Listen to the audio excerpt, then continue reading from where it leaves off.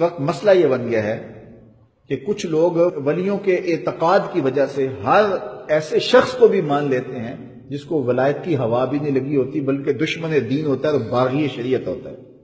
ایک تو یہ طبقہ ہے، ہر ایرے غیرے کو، ہر نتھو خیرے کو، ہر منہ دراز کو جس نے بھی کپڑے اتار کے پھینک دیے، گالیاں دینی شروع کر دیں تو اس کو مان لیا۔ ایک تو طبقہ وہ ہے۔ یہ ایک غلطی ہے ہماری کہ چونکہ میں اس پچھلے جو میں عرض کیا تھا کہ نقل اس کی آتی ہے جس کی مارکیٹ میں ڈیمانڈ ہو۔ کبھی آپ نے لوہے کی نقل نہیں دیکھی ہوگی، سونے کی نقل ہوتی ہے۔ تو جس چیز کی مارکیٹ میں ڈیمانڈ ہو، جس کی کوئی قیمت ہو، اس کی نقل آتی ہے۔ تو شریعت میں جو اولیاء کرام ہیں ان کی توقیر بتائی گئی ہے، ان کی تکریم بتائی گئی ہے، ان کے پاس آنے کا، بیٹھنے کا، ان کی خدمت کرنے کا درس دیا گیا ہے۔ تو لہذا معاشرے کے اندر جو اغراض نفس رکھنے والے لوگ ہیں وہ اس روپ کے اندر اس طرح کے جبے اور لباس پہن کے آ جاتے ہیں۔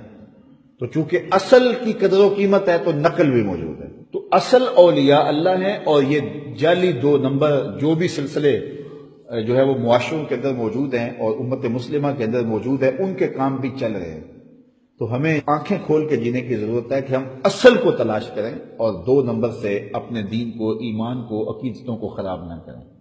تو ایک طبقہ تو وہ ہے کہ جو اصل کے دھوکے میں نقل کو بھی خرید رہا ہے، اور ایک طبقہ وہ ہے کہ جو نقل سے دھوکہ کھاتا ہے تو پھر اصل کا بھی انکار کر دیتا ہے۔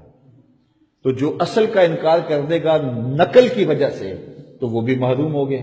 تو ہمیں کھلی آنکھوں سے معاشرے کے اندر رہ کے اصل اور نقل کی پہچان کرنی پڑے گی، اس لیے کہ اولیاء اللہ کے بغیر ہمارا گزارا نہیں ہے۔ رب سے قربت ہمیں ان لوگوں کے ذریعے سے نصیب ہوتی ہے، اور بر صغیر پاک و ہند میں بالخصوص ہمارے خون میں ان بزرگوں کی محبت موجود ہے، اس لیے کہ یہاں کوئی نبی نہیں آیا جنہوں نے آ کر کے لوگوں کو پیغام دیا ہو، یہاں اولیاء آئے ہیں۔ میں اور آپ اگر اپنا نسب نامہ پڑھیں تو 7ویں 8ویں پشت میں یا کوئی سکھ آ جائے گا یا کوئی ہندو آ جائے گا۔ تو ہمارے نسب ناموں میں جو ہے وہ آخر میں یا ہندو آتا ہے یا سکھ آتا ہے۔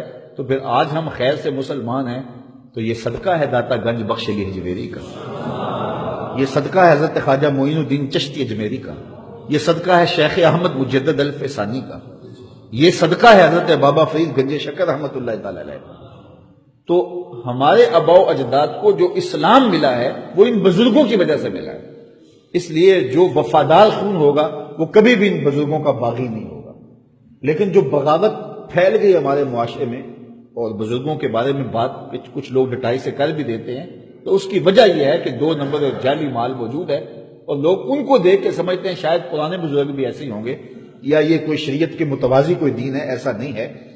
اور دوسری جانب یہ ہے کہ بزرگوں کے نام پر ہر ایرے غیرے کو حضور کی سنت کا قاتل ہو، شریعت کا باغی ہو، کتے لڑاتا ہو اور جو ہے وہ بٹیرے لڑاتا ہو اور آستانے پہ گدی نشین بن کے مچھل شاہ بیٹھا ہوا ہو، اور ہم کہتے ہیں یہ فلاں بزرگ کی اولاد ہے۔ میاں ہم سارے حضرت آدم کی اولاد نہیں ہیں، تو سارے نبی کی اولاد ہیں کہ نہیں؟ تو پھر اس بنیاد پر جو ہے وہ آپ اپنی عقیدت اس کے ہاتھ گروی رکھ دیتے ہیں اور وہ ساری زندگی آپ کی عقیدت سے کھیلتا ہے۔ نگہباں بن کے جو اہل چمن کی آبرو لوٹے، چمن والو عقیدت چھوڑ دو ایسے نگہباں کی۔ یہ سوشل میڈیا کے اوپر کوئی تصویر گھوم رہی ہے جس کے اندر وہ کوئی بدماش قسم کا پیر ہے، بظاہر اس نے جبہ کبا جو ہے وہ داڑھی بھی رکھی ہوئی ہے، اور وہ عورتوں سے بغلگیر ہو رہا ہے اور اس کو پھیلایا جا رہا ہے۔ تو ہمارا اس سے کیا تعلق ہو سکتا ہے؟ کیا رشتہ ہے جو شریعت رسول کا باغی ہے؟